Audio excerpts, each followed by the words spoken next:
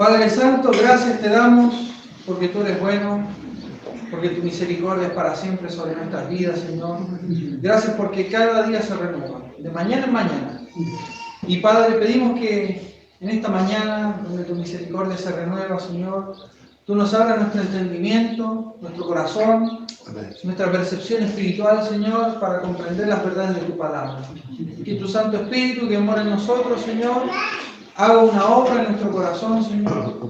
Nos permita también comprender, Señor, el mensaje de tu palabra y ser transformados, Señor, ser transformados y cambiados por ella. Amén. Guíanos en este tiempo, y si aquí hay algún hermano, hermana, Señor, o visita que tiene alguna necesidad puntual en su corazón, Señor, te pido, Señor, que tú estés calando en lo profundo con tu palabra, Señor, y que tu Santo Espíritu esté obrando en su vida, Señor, para producir los cambios y las decisiones necesarias. Amén. Te amamos, guíanos a través del estudio de tu palabra. En el nombre de Jesús, amén. Amén. Muy bien, vamos a abrir nuestras Biblias, hermanos. ¿Se acuerdan que estamos estudiando? Estamos estudiando el Evangelio de Marcos. ¿Sí? Vamos a hacer alguna especie de recuento. ¿Cuántos domingos venimos hablando de Marcos? Dos domingos. ¿Qué hablamos el primer domingo? ¿Se acuerdan?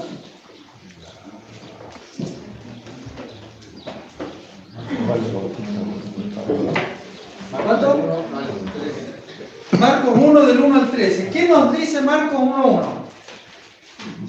Es la introducción, el título de lo que sería el Evangelio.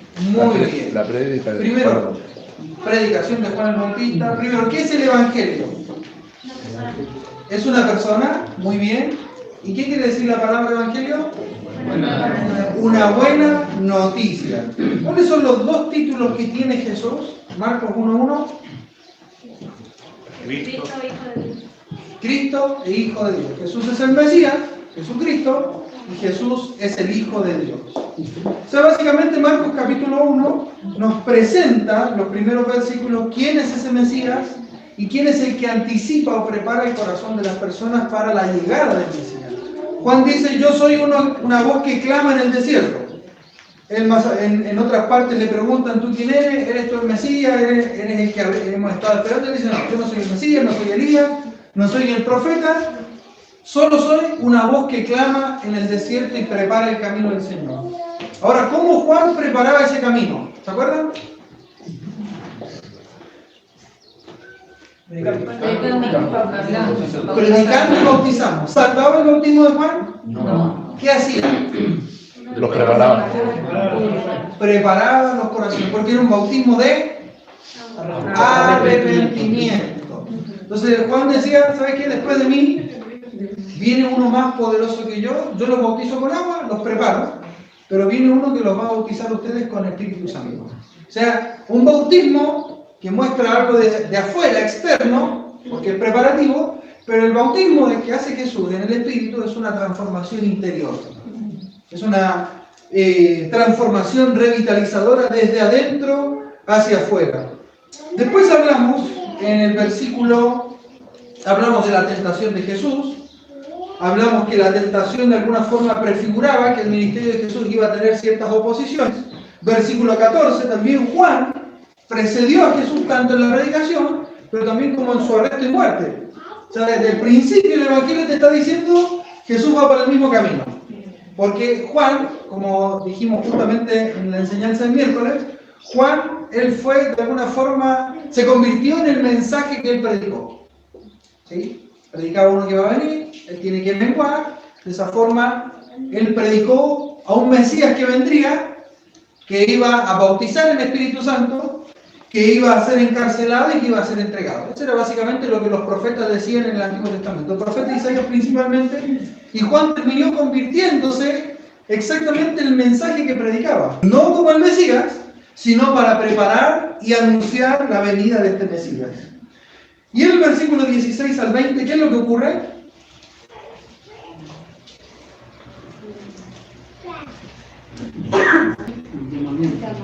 ¿A quién llama? a un grupo pequeño primero. A los pescadores. Simón y Andrés y faltan dos. Jacobo y Juan. Jacob. Jacobo y Juan. Bueno, el texto, este evangelio dice Simón, lo dice Pedro. Nosotros sabemos que es Pedro, pero dice Simón. Simón y Andrés, Jacobo y Juan. ¿Qué eran ellos? Pescadores. Pescadores. Muy bien. Ahora, el llamado de Jesús hacia su vida, ¿en qué consistió? Versículo 17. Iba a ser pescador. Primero, Que vinieron yo le los dije, muy bien, Deuto pisomú en griego, vengan y pónganse detrás de mí. ¿Sí? La segunda, después de que le dice, Deuto pisomú, vengan detrás de mí, los voy a hacer pescadores de hombres. O sea, hay un indicador de que Jesús los llama, colóquense detrás mío, yo voy a hacer que sean, les voy a indicar un nuevo propósito, una nueva misión en sus vidas. ¿Y qué hicieron ellos? Versículo 18. Ya, y le siguieron. ¿Qué implica el seguimiento? Despojarse. Pero, ¿qué indica esa palabra seguir? Imitar. Imitar. Moverse. Muy bien. ¿Y qué más? Yo digo, voy a seguir a Jesús. Obediencia, pero lo voy a seguir hoy día. Mañana no. ¿El seguimiento? No. ¿Qué implica el seguimiento? Algo permanente. Constancia, una continuidad. O sea que yo sigo a Jesús, me coloco detrás de él, pero tengo que tener cierta continuidad en el seguimiento, que es una continuidad de por vida. Eso significa seguir a Jesús. Recuerden, bienvenidos hermanos, recuerden que el seguimiento en la Biblia se especifica de dos formas, que tiene que ver con la fe. Pablo nos conceptualiza la fe. Habla de fe, de creer, de justificación, del perdón de los pecados. Especifica eso, la fe, pero a nivel conceptual. Pero los evangelios que nos hablan de Jesús, ellos no conceptualizan la fe, ellos narran la fe, la cuentan como una experiencia, porque eso, valga la redundancia, eso es lo que es la fe. Ahora en el versículo 21 en adelante, hasta el capítulo 3, versículo 6, hay una sección, bueno, de hecho la anterior, desde el 16 en adelante, hay una sección que se llama como la irrupción del reino de Dios. ¿Sí? ¿Por qué? Porque esa irrupción del reino de Dios tiene que ver con la presencia de Jesús en la realidad de las personas. ¿Sí? Ahora, a partir del versículo 21, hasta el capítulo 3, versículo 6, una sección que se denomina como las jornadas en Capernaum. O sea, ¿qué quiere decir eso? Todo lo que Jesús hizo al principio de su ministerio estuvo centrado en esta localidad de Capernaum. ¿Sí? ¿Habían escuchado antes Capernaum? ¿Dónde queda? ¿Su Biblia tiene mapas atrás? ¿Cerca de qué mar? Hay tres mares ahí.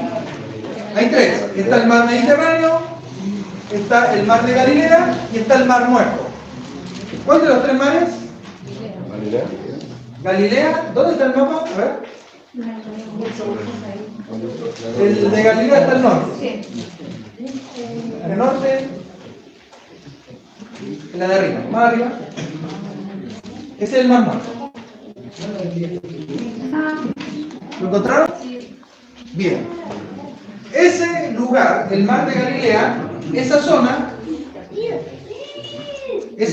era una ciudad, era una localidad que era relativamente marginada. Era un lugar donde, digamos, había gente pobre, gente agricultora, gente pescadora, pero el centro de todo estaba en Jerusalén, al sur. Y el ministerio de Jesús se centró con lo que la gente o el centro religioso no quería, y ese fue el foco de su ministerio. O sea, podríamos decir que Capernaum fue como el centro de operaciones de las actividades de Jesús. De hecho, solamente se menciona, por ejemplo, en el Evangelio de Juan, que Jesús estuvo 4 veces en Jerusalén. Los otros evangelios relatan 3 veces, pero Juan dice que estuvo 4. Pero todos los demás años, él estuvo, o el enfoque de los evangelios nos relatan, que el fuerte del ministerio de Jesús estuvo en el norte, en Galilea. Ahora en el versículo 21 hasta el versículo 28, ¿qué título tienen ustedes en su Biblia? Un hombre que tenía un espíritu inmundo. Este es el primer evento de estas jornadas que Jesús tiene en Capernaum. ¿Sí? Ahora, nosotros en todas estas intervenciones que hace Jesús, nos vamos a centrar en cómo la actividad de Jesús muestra la presencia del reino de Dios. ¿Sí? Porque la buena noticia que anunciaba Juan, que anunciaban los profetas, es que Dios iba a reinar. Ahora, ¿cómo se hace evidente el reino de Dios en las personas? Eso es lo que el Evangelio de Marcos nos va a mostrar, con la actividad de Jesús.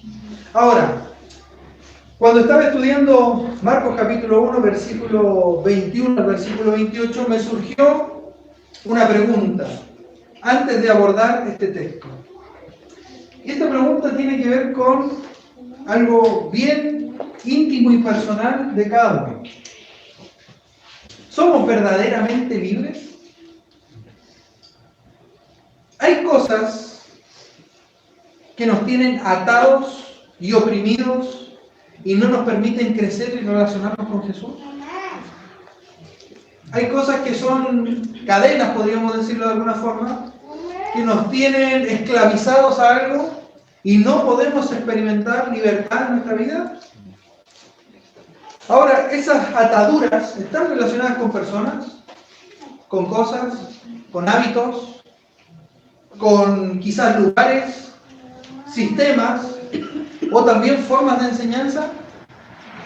Cuando hablamos de que Jesús en Juan capítulo 8 dice: y conoceréis la verdad, y la verdad, ¿se acuerdan?, os hará libres. La persona que le entrega su vida a Jesús experimenta una libertad absoluta, ¿sí? En todo sentido. Somos libertados por Jesús para hacer la voluntad de Dios, pero llega un momento en que en nuestra vida cristiana llegamos trayendo cosas. Y a veces no llegamos trayendo cosas, sino que enfrentamos cosas que, si nosotros no estamos caminando como seguidores de Jesús, nos atan y nos impiden seguir creciendo y caminar de manera firme con Jesús. Ahora, esta enseñanza, este relato, esta narración sobre el espíritu inmundo muestra justamente eso, cómo un hombre puede experimentar una liberación espiritual, en todo sentido. Fíjense, vamos a leer Marcos capítulo 1, versículos del 21 hasta el 28. Dice: y entraron en Capernaum, y los días de reposo, entrando en la sinagoga, ¿qué hacían? Enseñaban. Y se admiraban de su doctrina, porque les enseñaba como quien tiene autoridad y no como los escribas. Pero había en la sinagoga de ellos un hombre con espíritu inmundo que dio voces diciendo: ¡ah! ¿Qué tienes con nosotros, Jesús Nazareno? ¿Has venido para destruirnos? Sé quién eres, el Santo de Dios. Pero Jesús le reprendió diciendo: cállate y sal de él. Y el espíritu inmundo, sacudiéndole con violencia y clamando a gran voz, salió de él. Y todos se asombraron de tal manera que discutían entre sí diciendo: ¿qué es esto? ¿Qué nueva doctrina es esta que con autoridad manda uno a los espíritus inmundos y le obedecen? Y muy pronto se difundió su fama por toda la provincia alrededor de Galilea. Si hay algo que el texto nos destaca a nosotros y nos quiere mostrar, enseñar, es justamente cómo una persona puede experimentar liberación. Por eso yo te pregunto, ¿eres verdaderamente libre? Quizás sos esclavo de tu trabajo, sos esclavo de quizás alguna relación tóxica, sos esclavo de algún pecado, sea público o sea privado, que nadie más lo sabe, pero te hace esclavo. A lo mejor sos esclavo de la propia incredulidad o falta de fe. Sos esclavo a lo mejor de la desconfianza. A lo mejor sos esclavo de un sistema, de una forma en tu trabajo. A lo mejor sos esclavo cuando compartís con personas en diferentes lugares, que te sentís tan obligado y tan oprimido que haces lo que otros hacen sabiendo que eso es incorrecto. Eso es una forma de esclavitud. Esclavitud tiene que ver con que yo no tengo libertad para tomar una decisión. Y muchas veces en el cristiano esa libertad es porque no sé decir no. O no sé decir, voy a seguir a Jesús en esto. Ahora, este relato justamente tiene que ver con eso, con un hombre que estaba atado, que estaba oprimido y necesitaba ser liberado por Jesús. Ahora, la clave para ser liberado, para experimentar liberación en nuestra vida, es la autoridad de Jesús. No hay nada más. La autoridad de Jesús es clave para que tú y yo podamos tener una experiencia liberadora en el día a día en nuestra vida. Por eso, en primer lugar, respecto a la autoridad de Jesús, fíjense versículos 21 y 22, dice que entraron en Capernaum y los días de reposo, entrando en la sinagoga, enseñaban. Y se admiraban de su doctrina porque les enseñaba como quien tiene autoridad y no como los escribas. Primero, el Evangelio de Marcos tiene una particularidad que utiliza en griego, en español no se percibe, pero utiliza en griego algo que se llama el presente histórico. ¿Sí? Acá dice, y entraron en Capernaum. Literalmente dice, y entran en Capernaum. Y van, y hacen. Nunca relata el pasado, ¿por qué? Porque es una técnica que utiliza el narrador para que el lector del siglo I, del siglo II, del siglo V, del siglo XXI, vea el Evangelio como algo tan fresco, como algo reciente, como un mensaje que es actual y es dinámico, que a pesar de que relata un suceso de hace 2000 años, sigue teniendo vigencia y es pertinente para su vida y para la mía. El texto nos dice que él entró en Capernaum y los días de reposo, ¿cuál era el día de reposo? El día sábado. ¿Qué hacían los judíos el sábado? Nada. Lo guardaban. ¿Cómo lo guardaban el sábado? ¿Lo echaban al bolsillo? Día sábado, al bolsillo. ¿Cómo guardaban el sábado los judíos? No hacían vida laboral. No hacían vida laboral. ¿Y qué hacían? Iban a la sinagoga. Muy bien, el relato nos dice acá que estaban en la sinagoga. Entonces, ¿era un día para qué? Era un día dedicado para Dios. ¿Sí? Eso es lo que el judío hacía. Bueno, con el tiempo se fue torciendo un poco ese énfasis, pero básicamente eso es lo que ocurría el día sábado. Ahora, fíjense que el versículo 21 dice, ¿cómo empieza? Y entraron. Y entraron. ¿Entró Jesús? Todos. ¿Quiénes todos? ¿Cuáles discípulos? Los 4 que había llamado. Ahora, a partir de aquí el Evangelio nos va a decir que todo lo que hace Jesús lo hace acompañado de sus seguidores. Y esto también prefigura la labor y la finalidad de la iglesia. Que todo lo que hace Jesús es algo que la iglesia también tiene que encaminarse a hacer.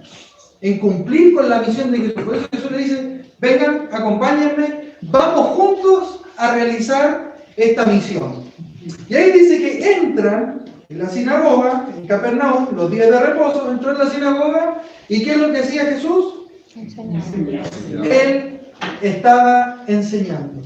Ahora, fíjense, vamos a ver algunos textos, pero antes de verlos, hay algo importante que nos relata siempre el Evangelio de Marcos, que es que Jesús en todo momento estaba enseñando. La enseñanza de Jesús era parte de su itinerario, era parte de su ministerio, el estar enseñando. O sea que Jesús no solamente se quedó con las señales ni con los milagros, sino que su fuerte, el eje central de su ministerio era la enseñanza. Ahora Marcos no nos dice qué específicamente está enseñando. Muy pocas partes nos dice Marcos qué es lo que Jesús estaba diciendo, pero nos dice que estaba enseñando. De hecho, en el Evangelio de Marcos aparece 17 veces que este término de enseñar. De las 17 veces, 15 veces hace referencia a que Jesús estaba enseñando, que estaba adoctrinando a las personas. ¿Por qué? Porque la sinagoga también era un espacio, era como la iglesia de los judíos, donde ellos se juntaban a adorar, cantaban, no de la misma forma, pero cantaban, pero principalmente se enfocaban en la enseñanza. Fíjense, versículo 21 dice que entrando en la sinagoga enseñaba. Versículo 22, y se admiraban de su doctrina porque les enseñaba. Fíjense capítulo 2, versículo 13.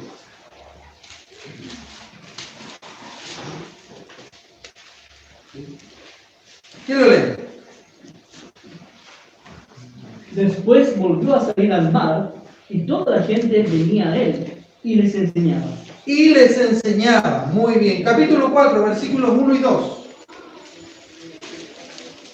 Otra vez comenzó Jesús a enseñar junto al mar y se reunió alrededor de mucha gente, tanto que entrando en una barca se sentó en ella en el mar, y toda la gente estaba en tierra junto al mar, y les enseñaba por parábolas muchas cosas, y les decía su doctrina. Muy bien. Así que entró en la barca para enseñar. Otra vez comenzó Jesús a enseñar y el versículo 2, y les enseñaba. Capítulo 6, versículo 2.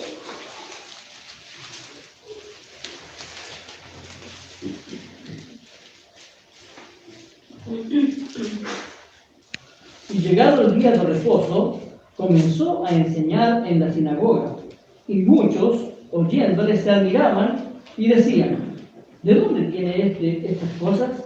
¿Y qué sabiduría es esta que le es dada? ¿Y estos milagros que por sus manos son hechos? Versículo 6, del mismo capítulo. Y estaba asombrado de la incredulidad de ellos, y recorría las aldeas de alrededor enseñando. Muy bien. ¿Y el versículo 34 del mismo capítulo?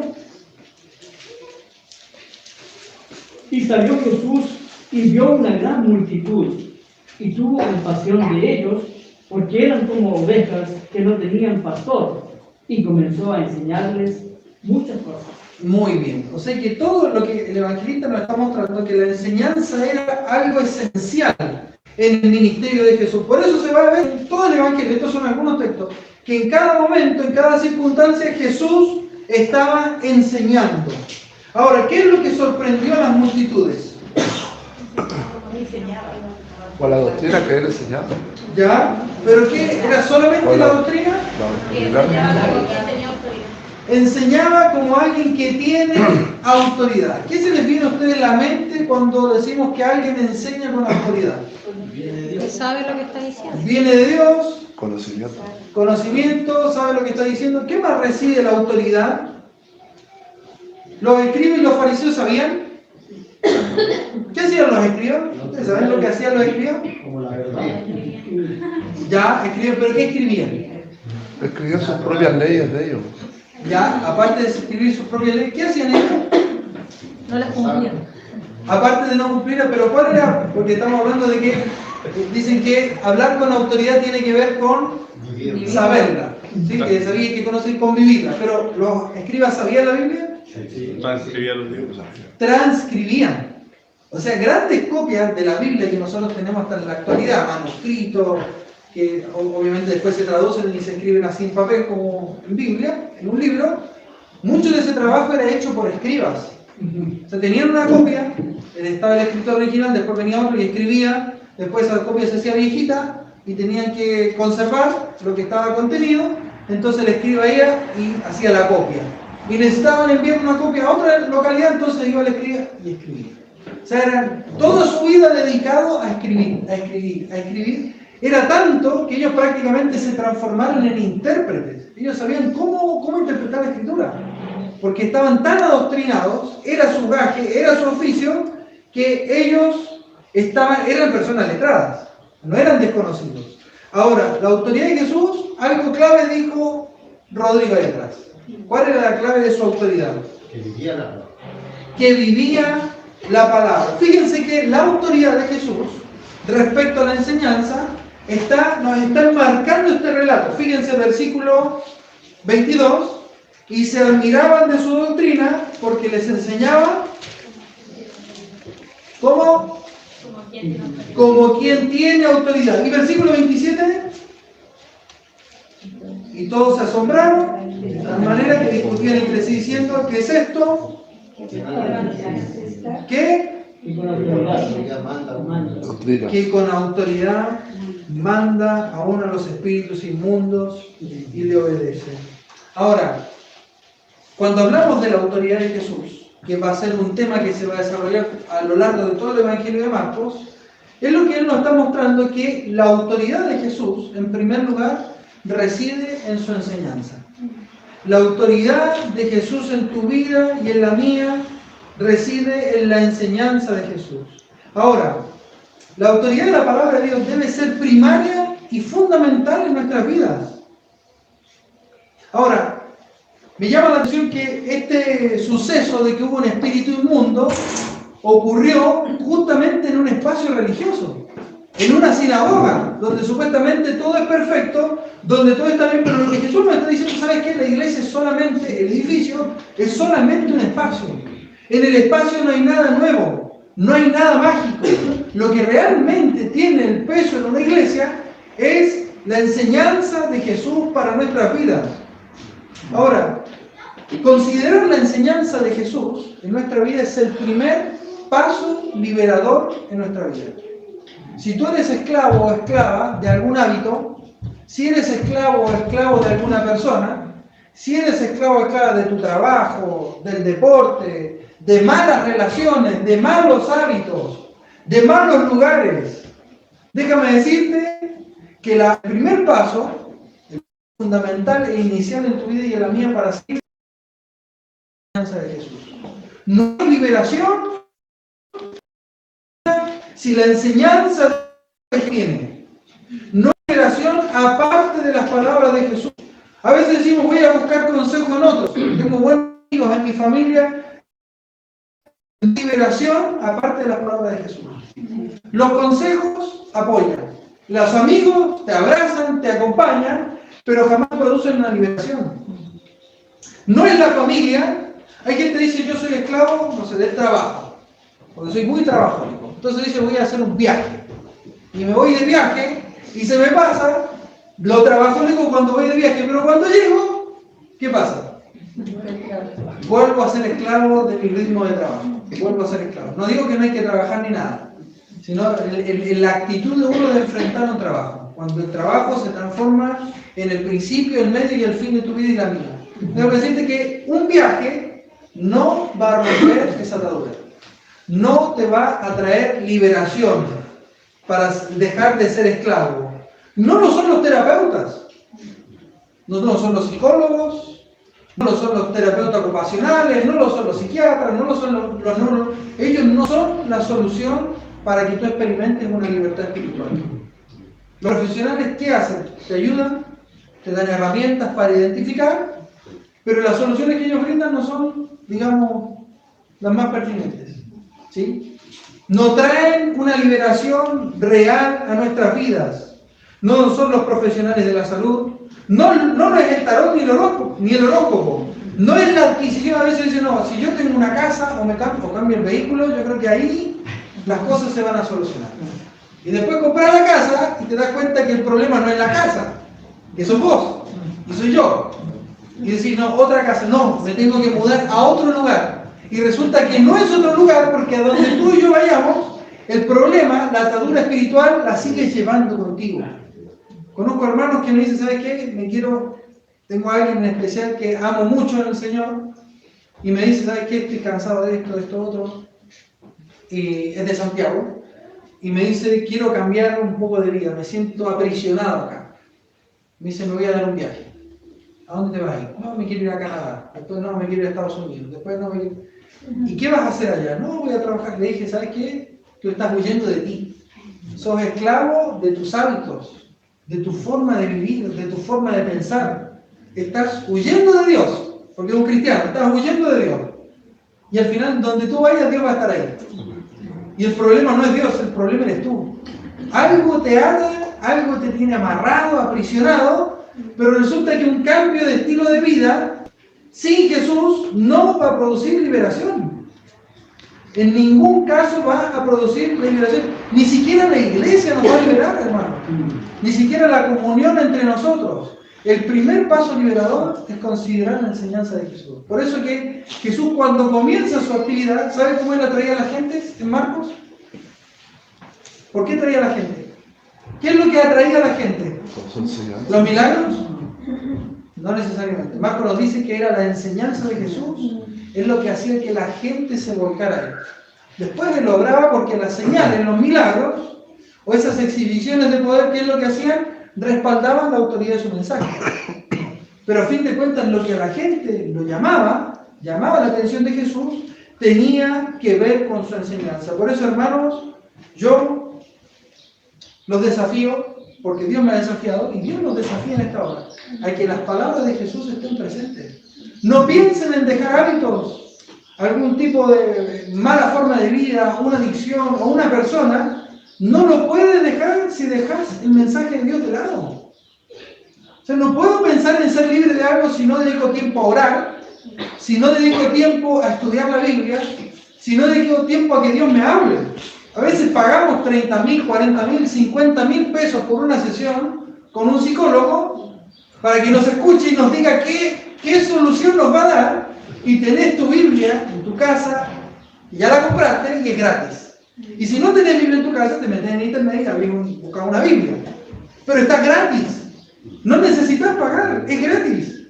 Ahí está el consejo de Dios. Por eso, hermano, el paso inicial para ser liberado de cualquier tipo de opresión yace en las palabras de Jesús, en su enseñanza, en lo que Él tiene para decirnos a nosotros. Entre yo más cerca estoy de un espejo y más tiempo, yo veo las imperfecciones.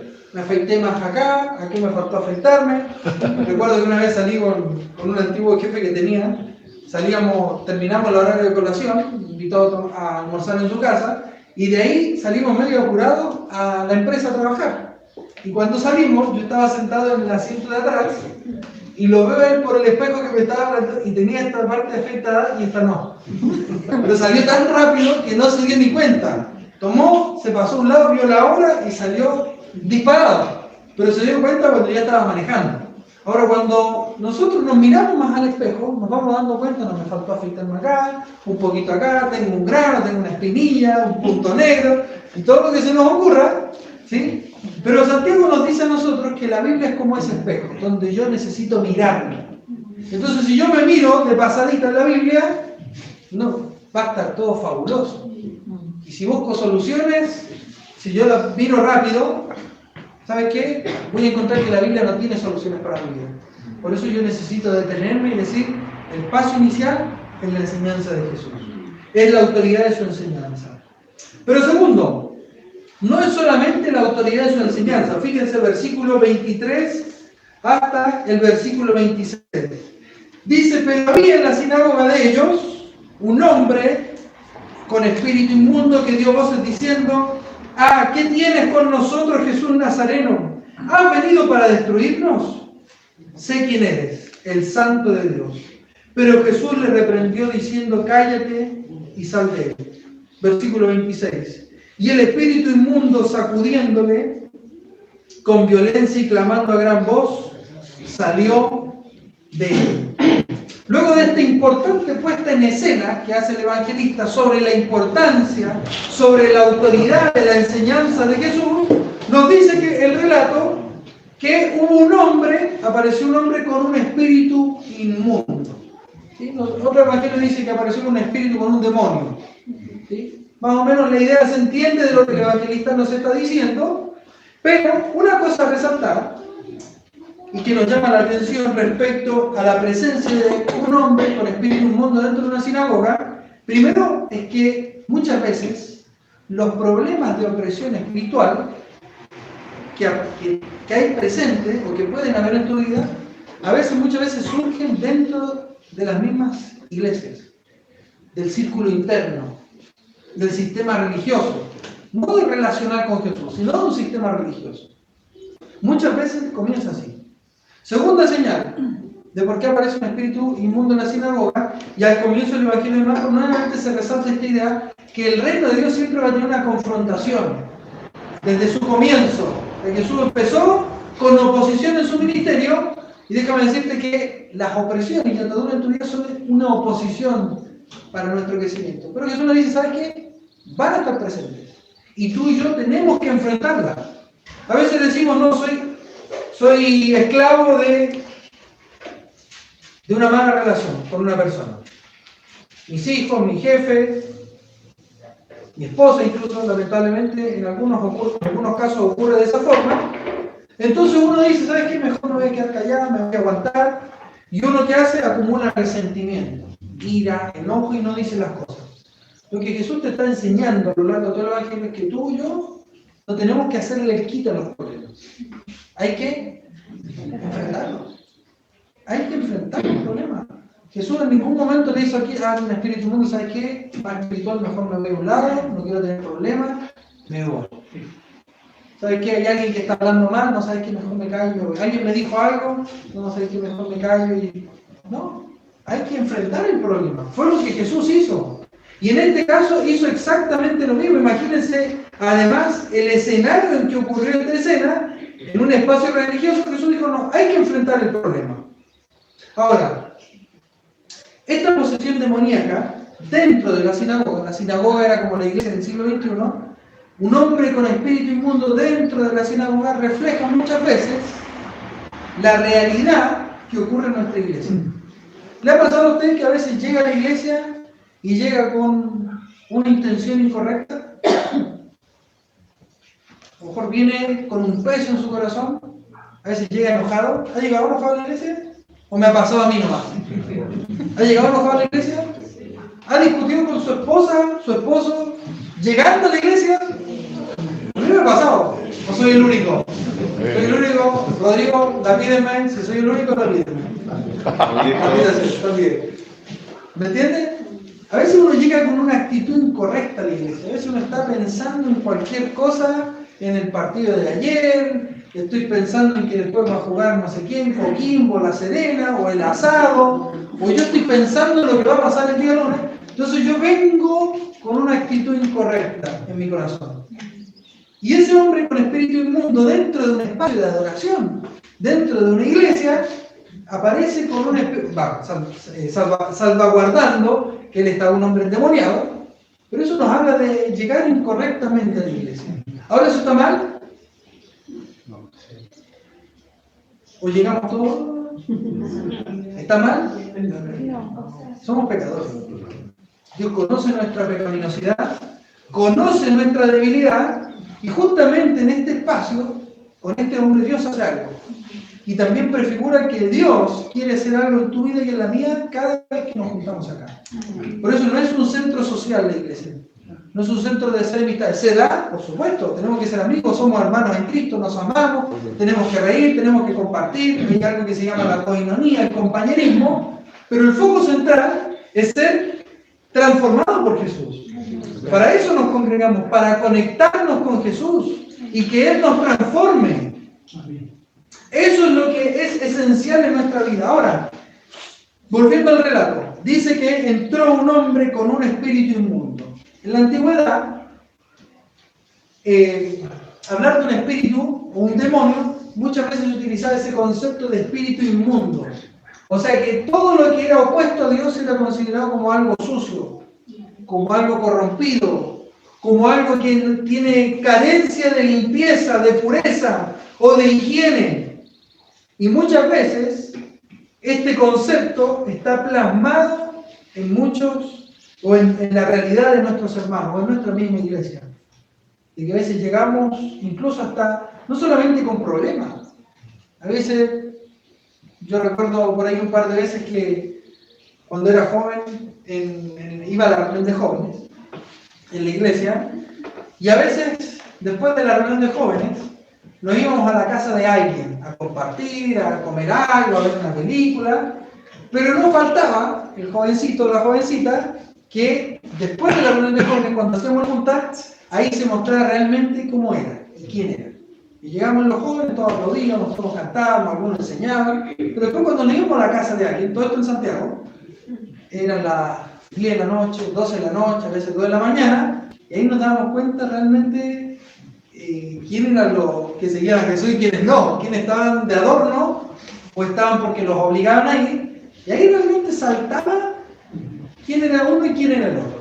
Entonces a veces, yo me incluyo, lo más tranquilito, digamos después de haber disfrutado, compartido, nos íbamos cerca a las 12 de la noche, a veces nos quedamos un rato más conversando, pero de repente empezaban a salir de ahí del grupo algunas cosas que no eran correctas. Algunos decían, bueno, ¿y si vamos a comprar algo para tomar?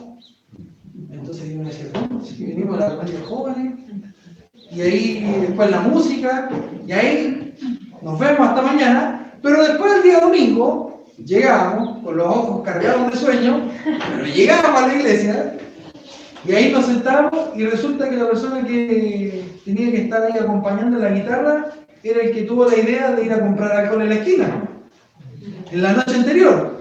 Entonces, a veces llegamos a la iglesia con un espíritu inmundo, ¿por qué? Porque hay actitudes, incluso pecados que venimos arrastrando y los disfrazamos porque vamos a la iglesia.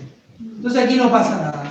Y Dios nos dice, ¿sabes qué? Muchas veces tú y yo llegamos con ese espíritu incorrecto, y ese espíritu incorrecto es el reflejo de ataduras espirituales en nuestra vida. Ataduras que surgen por prácticas, por malos hábitos en nuestra vida. Ahora, ¿cómo aborda Jesús a este hombre? Versículo 24 dice que este hombre vio a Jesús, dio voces, gritó, literalmente, diciendo, versículo 24, ¿a qué tienes con nosotros, Jesús Nazareno? O sea que la primera pregunta que este espíritu inmundo le hace a Jesús, ¿qué relación tenemos nosotros? ¿Qué tenemos en común, tú y yo? Le dice a Jesús, literalmente. Ahora, me llama mucho la atención que este interrogante salga de parte del espíritu inmundo, porque él de entrada con esta pregunta está diciendo, ¿sabes qué, Jesús? Tú apareciste acá, pero nosotros no tenemos ningún tipo de relación. Ningún tipo de relación. Ahora, el espíritu inmundo, ¿qué ocasionó en el hombre? ¿Qué estaba haciendo el espíritu inmundo sobre el hombre? Dominando. Lo estaba dominando. Lo estaba oprimiendo, pero al final de cuentas lo estaba dominando. Ahora, cualquier cosa, persona, situación, lugar que genere una opresión, un dominio sobre tu vida, déjame decirte que no es de Dios. Yo he conocido, he estado compartiendo con hermanos y hermanas, todo esto que les cuento son de un par de años atrás, donde a veces, que también lo he visto muy cerca dentro incluso de mis familiares, hermanos, mis hermanas, a veces se lleva una relación con alguien, la pareja, hombre o mujer, a veces la relación es tan tóxica y dicen, no, es que nos amamos tanto, igual vamos a intentarlo, vamos a estar juntos, pero resulta que en la casa se revolean tazas, la plancha, zapatos por todos lados, a veces hasta golpes. Entonces uno dice, ¿hasta qué punto es saludable una relación de esa envergadura? Ahí es donde uno tiene que preguntarse realmente, decir, ¿tiene esto relación con el Evangelio del Reino de Dios? Porque primero, el Evangelio es liberador. El Evangelio no es opresivo. Ahora, si yo estoy enfrentando una relación, situaciones o lugares que ocasionan daño, me ocasionan daño a mí, a mi esposo, a mi esposa, a mis hijos, a mis hijas, o a mis amigos, o a mi propia vida, si soy soltero o es soltera, déjame decirte que eso no tiene nada que ver con Jesús. Imagínense que el mismo Espíritu Inmundo le dijo a Jesús, ¿sabes qué relación hay entre nosotros? Ahora, la segunda pregunta. Le dice, ¿has venido para destruirnos? Ahora, esta pregunta que dice el hombre con espíritu inmundo, tiene una gran verdad. En la antigüedad, la presencia del mal, para los antiguos, la presencia del mal se manifestaba a través de la enfermedad o de las posesiones demoníacas. Era la forma en que la gente veía el mal. Por eso había mucha gente enferma, no, el mal, hay tinieblas acá. Porque hay enfermedad, hay gente que tiene demonios, está Roma sobre nosotros, que nos oprime. Entonces, la presencia del mal era vista a través de todo sistema opresivo. Tanto en lo personal, malos hábitos, juntas, personas, lugares, como a nivel externo de personas, incluso espirituales, tanto de pecado como también de posesión demoníaca. Ahora, lo que el texto nos está diciendo es que Jesús es el reino de Dios. El Evangelio es la buena noticia. ¿Cuál es la buena noticia? Que Dios viene a reinar. Y Jesús es el que viene a reinar. No de manera física ni geográfica, sino que tiene que ver con el espacio donde Él pueda reinar, el ejercicio de su reinado. Ahora, la actividad de a fin de cuentas, que el reino de Dios, la intervención de Jesús, vence, creo que hay allá.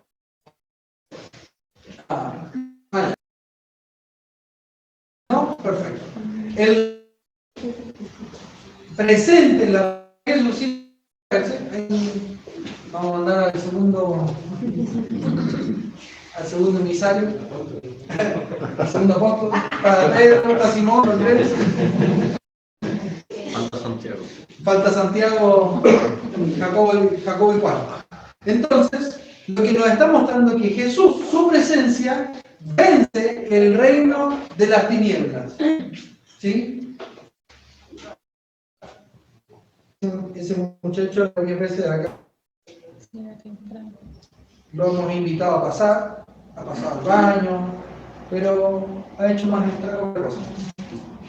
Ha tenido la oportunidad de estar con nosotros, pero por ahí está muy bien, entonces está medio vetado. El otro día, de hecho, entró al baño, estaba drogando en el baño, y estoy de para juntos. Entonces, los niñitos, a decir quién es, entró, y ahí sentado y haciendo algo que no debía.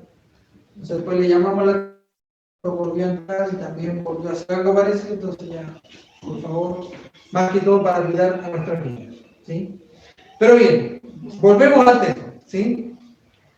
Marcos capítulo 1, versículo 24, diciendo, ¿qué tienes con nosotros, Jesús Nazareno? Has venido para destruirnos.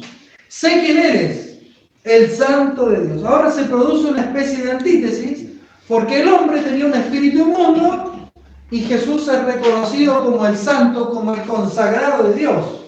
¿Sí? Se contrastan dos realidades y a fin de cuentas nos muestra que la realidad de Jesús, que viene a instaurar el reino de Dios, vence el poder de las tinieblas, vence el poder del mal. Ahora, más allá de eso, si hay algo que es importante y central en este relato, es la intervención que Jesús hace en la vida de esta persona. Versículo 25, ¿qué dice? Leanlo ustedes. Jesús ¿Le respondió? Le reprendió, diciendo, muy bien. Pero Jesús le reprendió, lo encaró y le dijo, cállate y sal de él. En el texto griego, igual que en el español, que no se nota mucho, son dos imperativos. Ahora, fíjense que la enseñanza de Jesús fue con autoridad, pero las palabras de Jesús también tienen autoridad para traer liberación a esta persona. Fíjense que con dos imperativos Jesús le dice a este hombre, a este espíritu, que salga del hombre. Ahora, solo los imperativos de Jesús, hermanos, pueden traer liberación a nuestra vida. El puntapié inicial es la autoridad de Jesús en su palabra. Lo que la palabra de Dios tiene para decirnos a nosotros es el inicio, pero la autoridad de Jesús en cuestiones prácticas la sigue teniendo Jesús. Su autoridad puede prevalecer sobre cualquier cosa. A veces uno dice, ¿sabe qué? Este problema es tan grande que quizás ni Dios pueda solucionarlo. Este problema es tan complicado, ¿no?, que tiene que pasar como un milagro tan lejano para que algo se solucione. ¿Sabe qué, hermano? Ya he intentado muchas veces, pero no puedo dejar a esta persona. He intentado muchas veces, no puedo dejar este vicio. He intentado muchas veces, y ¿sabe qué? Igual frecuento este lugar. Lo he intentado muchas veces, no puedo dejar de ver lo que veo. ¿Sabe qué, hermano? Lo he intentado tantas veces, pero al final de cuentas es como tomar a Dios y ponerlo en una cajita de zapatos. Y yo lo llevo a todos lados, pero la esfera de donde Dios puede hacer algo está dentro de esa caja de zapatos. Y nos olvidamos que la autoridad de Jesús está por sobre toda cosa. Solamente Él puede transformar nuestra vida. Solamente Él puede decir a los problemas, ¿sabes qué? Cállate y sal de él. Hay gente que recurre mucho a lo que son, como lo había dicho al principio, psiquiatras o psicólogos para tratar ciertos problemas. ¿Sabe que el tomar pastillas es solamente un silenciador de los problemas? Te calma, pero silencia la angustia, la agonía que hay en el corazón. Como lo había dicho, que te escuche un terapeuta también es silenciar eso. Cualquier otro tipo, hay gente que cae en el alcoholismo, la drogadicción. ¿Qué hace eso? Silencia. ¿Y el problema dónde está? Está ahí mismo. El día miércoles hablamos sobre un discipulado transformador y hablábamos sobre la punta del iceberg que se ve en el mar. Uno ve la punta y el discipulado que hoy en día se hace en la actualidad solamente trata de enfocarse en lo que uno ve. Uno ve la punta del iceberg que es chiquitito, pero no se olvide que debajo de esa punta hay una profundidad. Hay algo grande que hace que esa punta se vea. Ahora, cuando la intervención de Jesús es sobre la superficie y no bajo la profundidad, no se producen los cambios. Por eso lo que Jesús hace en este hombre es tremendamente significativo, porque transforma la profundidad de ese hombre. Solamente con ordenarlo, Él transforma la mente y el corazón de esta persona. Por eso es solamente la autoridad de las palabras de Jesús la que produce cambios reales. Ahora, ¿los cambios son simples? ¿Es sencillo experimentar cambios? ¿Qué dice el versículo 26?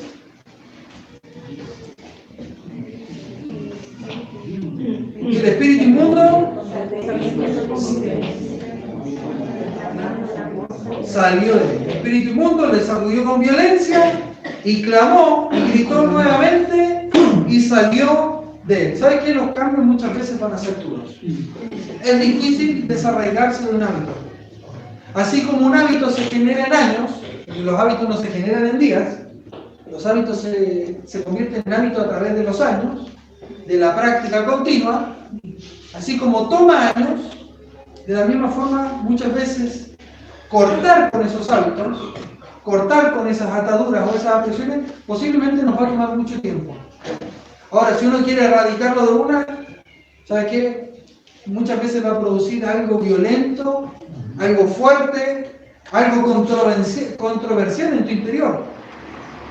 Hace un tiempo estuvimos aconsejando, hace hartos meses atrás, un matrimonio, y ¿qué pasaba? Que los dos deseaban cambiar, los dos deseaban tener un buen matrimonio, pero esta persona, hablando del esposo, lo que a él le pasaba es que muchas veces tenía como ciertas actitudes raras, ¿sí? En el sentido de que iba todo bien con la esposa, todo perfecto, pero a veces como que se enojaba y largaba todo. Bueno, esto es muy común, pasa mucho, ¿sí?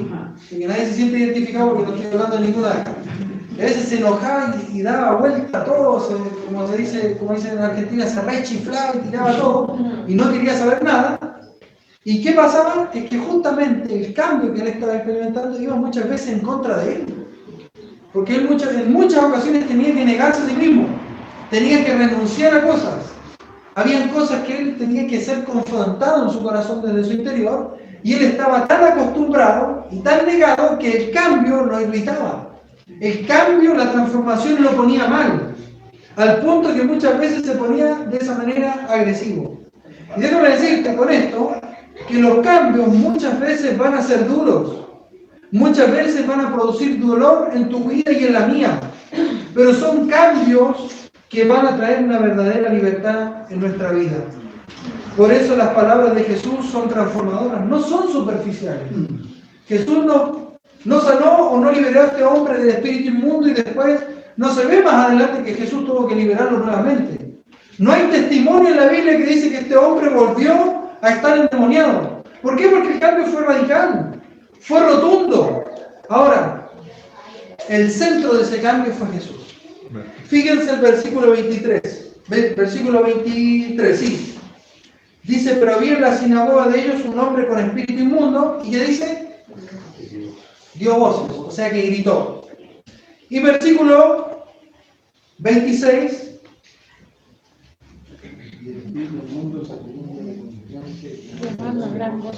Salió de él. El texto griego se traduce exactamente de la misma forma. Dice que el hombre tenía un espíritu inmundo, el versículo 23, y gritó. Versículo 26 dice que el hombre, el espíritu le sacudió con violencia, gritó y salió de él. Ahora no sabemos específicamente qué fue lo que gritó en la segunda parte. La primera dice que gritó y después dijo, ¿quién eres tú, Jesús?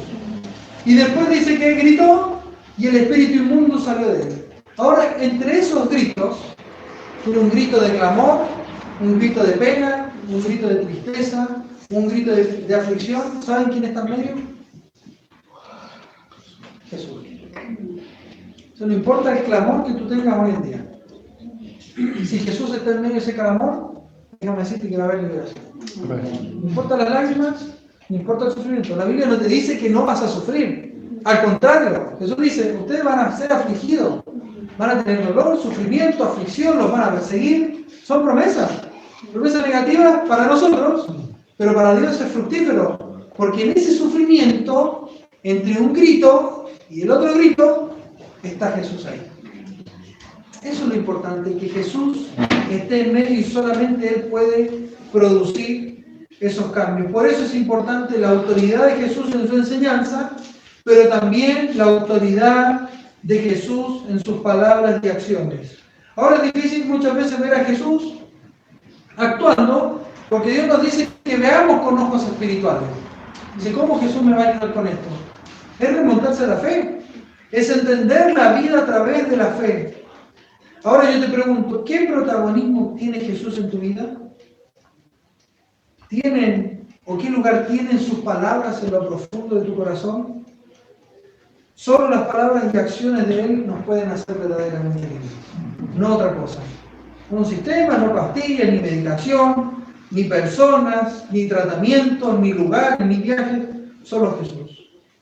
Y para terminar, versículo 27 al 28. Dice que el Espíritu, el 26, que el Espíritu clamó y salió de él. Y dice que todos se asombraron de tal manera que discutían entre sí diciendo, ¿qué es esto? ¿Qué nueva doctrina es esta que con autoridad manda a uno de los espíritus inmundos y le obedecen? Y muy pronto se difundió su fama por toda la provincia alrededor de Galilea. Aquí se plantea como pregunta, pero el texto en griego son afirmaciones. La gente dice, ¿qué es esto? Pregunta, y después en exclamación, esto es una nueva doctrina, una nueva enseñanza con autoridad, que aún manda a los espíritus inmundos y le obedecen. Para el final de este relato, ya Jesús ha demostrado su autoridad en sus enseñanzas, porque la gente le buscó por sus enseñanzas, pero también por su intervención, por sus palabras y acciones sobre este endemoniado. Ahora, la gente, ¿cómo reaccionó ante esto? ¿Cómo reaccionó la gente? Asombrado. La gente se asombró. ¿Y qué más hizo?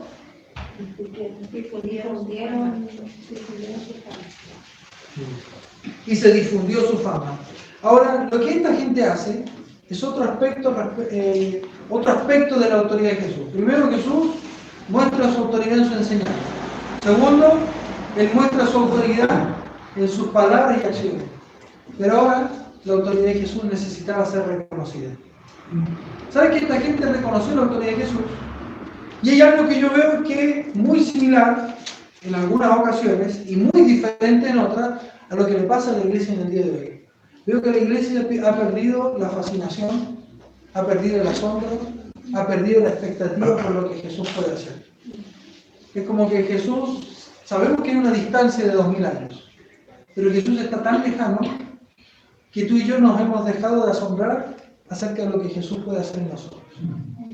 Perdimos la fascinación, perdimos el maravillarse, el asombrarse por lo que Jesús puede hacer. Cuando tú pierdes eso, pierdes la expectativa. Se te acercas a un Jesús que no puede hacer nada. Es un Jesús que no tiene manos, ni pies, ni cabeza, ni siquiera corazón. Porque es un Jesús indolente, es un Jesús que no tiene ojos porque no me ve, es un Jesús que no tiene cerebro porque no piensa en mí, es un Jesús que no tiene pies porque no camina al lado mío, es un Jesús que no tiene manos porque no hace nada por mí. Y el problema es que tú y yo estamos ciegos, estamos sordos, que no podemos percibir lo que Él hace. Por eso es importante que nunca dejemos de asombrarnos de lo que Jesús puede hacer en nuestra vida. Es triste ver un pueblo que pierde el asombro por Jesús, que pierde la fascinación por Él. Yo no sé si ustedes han visto una persona endemoniada. ¿Usted ha visto? Es fuertísimo. Me acuerdo que hace un par de meses tuvimos una experiencia con mi esposa me llamó mi concuñado que es pastor, me dice Willy me dice, o cabezón, ¿sabes qué? Me dice, me llamaron, dice, el papá de una compañerita de su hija, me dice que tiene a una prima o sobrina que está endemoniada. Ya, le dije yo, qué bueno, que te vaya bien. Gracias por llamar. Gracias por llamar, me dice, no, es que está en dolor. Guanaquero me dice, y te quería preguntar si podría acompañarme. ¿Te animás a que vayamos? Y le dije, pero en tu iglesia no hay nadie. No, pero le dijo, vamos, ya, le dije, vamos. Y estaba mi señor, me dijo, vamos, y fuimos. Y él llevó a otro hermano de su iglesia, pero bueno, estábamos muy asustados, estábamos nerviosos, oramos algo. Ya, no importa. Ya no importa. Se ve el estudio, El demonio. El demonio, viste, lo invoqué. Entonces, ¿qué pasó? Que esta persona, fuimos para allá, estábamos asustados, oramos, nos juntamos y después de orar, estamos en el vehículo, ya empezamos todos como a hacernos los cancheros, los que sabíamos. ¿Sabes qué? No, esto sí, esto no, todos más o menos dando su percepción, y llegamos allá. Y la gente nos recibió y nos dijo, está ahí, tengan cuidado, todo apagado, luz apagada, la mujer con un paño en la cabeza, con lentes de sol, con la luz apagada y con un palito. La cosa es que empezó súper tranquilo, nadie quería entrar. Yo le dije a mi esposa, yo voy a pasar primero. Me senté a los pies de la cama y bueno, después de un ratito, la mujer nos miró y empezó a hablar. Y me apuntó y me dijo, tú no estás limpio para hablar. Yo me sentí así. Después se paró mi cuñado, vino, se acercó y dijo, no, tú también, tú estás sucio por dentro. No eres quien para hablar. Y así empezó con todo. Entonces aquí bacano para sacar los trapitos al sol. Nos sentamos. Pero ¿sabes qué? Empezamos a orar. Y cuando empezamos a orar nos empezó a insultar. Y bueno, entre ese tiempo que estuvimos intercediendo, oramos. Y la persona estaba y empezó así, fue muy agotador, pero a ratos la persona iba teniendo cierta lucidez. Y entre esa lucidez, a fin de cuentas, ella nos contó un par de veces que la llevaron a ella a estar en ese punto. La habían llevado a Salamanca, no sé cuántos machitunes y todo lo había por haber. Después que fue tremendo. La experiencia, y en el poco de lucidez ella nos pidió, por favor, sálvenme. Y sálvenme, se está llevando mi alma, nos decía. O sea, fue muy dura y muy fuerte la experiencia, y la verdad que fue fuerte. Después de varias horas de haber orado, de haber compartido con ella, pudimos ver que la mujer fue libre. Después de las semanas compartimos, le preguntamos a mi cuñado qué había pasado con esa mujer, y nos dijo, ¿sabes qué? Le pregunté a la persona, quedaron asustados porque fue un escándalo que se escuchó alrededor de varias manzanas, los gritos de la mujer, pero desde ese momento la mujer había cambiado y estaba mejorando.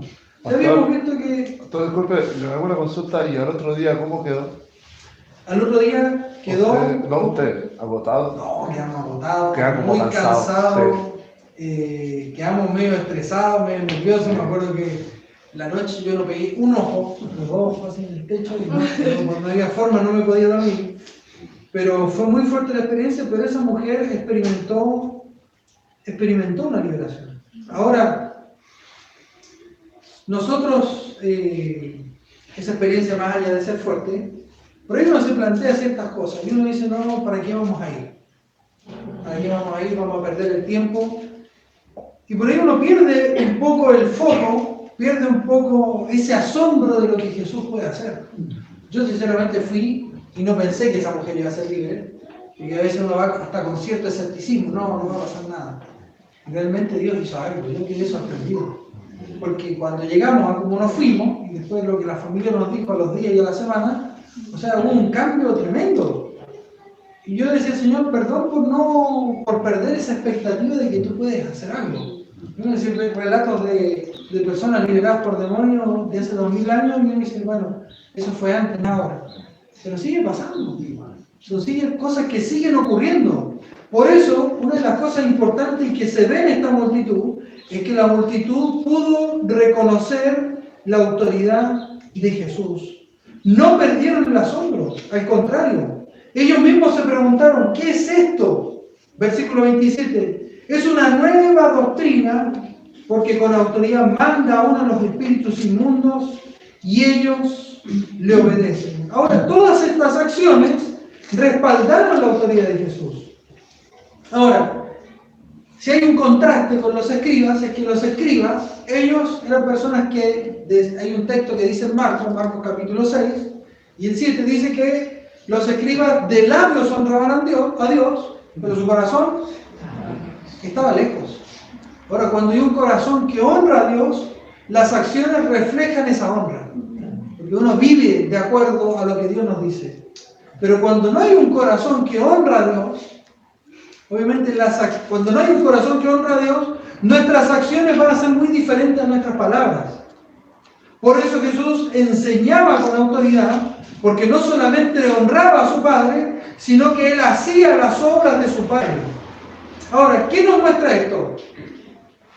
¿Qué nos muestra la sanidad de este hombre hablando en un sentido espiritual? Nos muestra, mis queridos hermanos, que más allá de todo esto que hace Jesús, de toda esta intervención, de todo el reino de Dios, más allá de lo que Él hace, tiene que ver que lo que Jesús hace es un tratamiento integral de la persona. A veces nos ocupamos que la persona reciba a Cristo, ya su alma está salva y le echamos al saco o a la bodega de almacenaje. ¿Sí? Tenemos un saco donde juntamos a todos los que reciben a Cristo, son salvos, listo, se van al cielo. Nos olvidamos que el Evangelio de Jesús es un Evangelio integral, que se ocupa de todas las necesidades nuestras, de todas las necesidades. Por eso creemos en un Jesús que provee, en un Jesús que nos da sabiduría para tomar decisiones, un Jesús que no deja que el justo pase hambre, ni que le falte nada. Creemos en un Jesús que provee de trabajo, creemos en un Jesús que puede cambiar a nuestros hijos, creemos en un Jesús que puede liberarnos de cualquier hábito pecaminoso. Creemos en un Jesús que nos ayuda a criar a nuestros hijos. Creemos en un Jesús que nos puede ayudar en nuestro problema de carácter. Por eso, queridos hermanos, no hay enfermedad, no hay endemoniado, no hay espíritu inmundo, no hay crisis económica, no hay problema interpersonal, no hay problema de adicciones, no hay problema de hábitos inapropiados, no hay problema de pecados visibles o públicos, o también que sean ocultos. No hay una depresión, no hay un estrés, no hay prosperidad o ruina, no hay desgracia, incluso la muerte, que no se sujete a la autoridad de Jesús. Ahora el desafío, hermanos, es si tú y yo vamos a reconocer esa autoridad. ¿Vas a perder el asombro de lo que Jesús puede hacer? Dice el texto que muy pronto se difundió su fama por toda la provincia alrededor de Galilea. ¿Sabe que esta gente que tuvo asombro por lo que Jesús hizo fue la encargada de divulgar lo que Jesús había hecho? Por eso en el capítulo 1 lo que pasa es que la fama de Jesús se divulga. En toda esta jornada en Capernaum es que la fama de Jesús es conocida en todos lados.